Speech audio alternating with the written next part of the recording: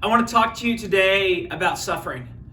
When I was 16 years old, I had this run of bad luck. Just like 6 months, 8 months of suffering. First, I was working in construction for a contractor, and I was up on a roof doing some work, and I fell through a skylight, through a can light, through some 2x4s, and landed on the concrete with some serious contusions to my head. I recovered from that, and then a few months later, I was playing games in the dark at youth group, and I fell and slammed on a chair, and I broke my hand. And it was right at the beginning of basketball season, so I missed out on a couple months of basketball season, and then I get healed up, and I play like 2 games, and then in practice, someone passes me the ball, and it comes straight and hits my thumb and dislocates my right thumb. Like the worst pain I've ever felt. It took like a half an hour of the doctors yanking on it at the hospital to put it back in place. I still can't bend it like my other thumb.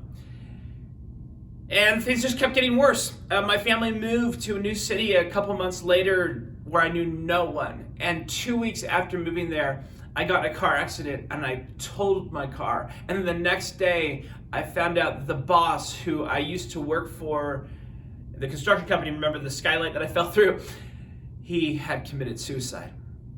A run of suffering, a run of bad luck. But it was that time of suffering that once it was over, led into 2 really good years. The last couple of years of high school where I made this group of great friends and some great ministry was happening in the church I was part of, that I got to be part of starting youth groups and being the worship team and saw just God's hand on amazing things after this season of suffering. It's during this season of Lent that we take time to remember the sufferings of Jesus and that there's actually joy on the other side of suffering. Hebrews 12 says that for the joy set before him, Jesus endured the cross, scorning its shame. There was this ancient prophecy by the prophet Isaiah, and Isaiah prophesied in Isaiah 53 about who the Messiah, Jesus, would be. And it says this, that he was despised and rejected by mankind, a man of suffering and familiar with pain, like one from whom people hid their faces.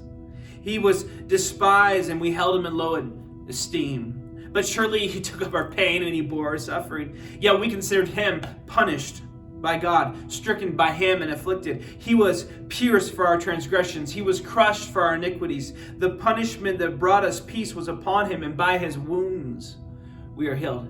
You notice all the suffering Jesus went through. Jesus was despised. He was rejected. He suffered. He was familiar with pain. He was held in low esteem. He was punished. He was stricken. He was afflicted. He was pierced. He was crushed.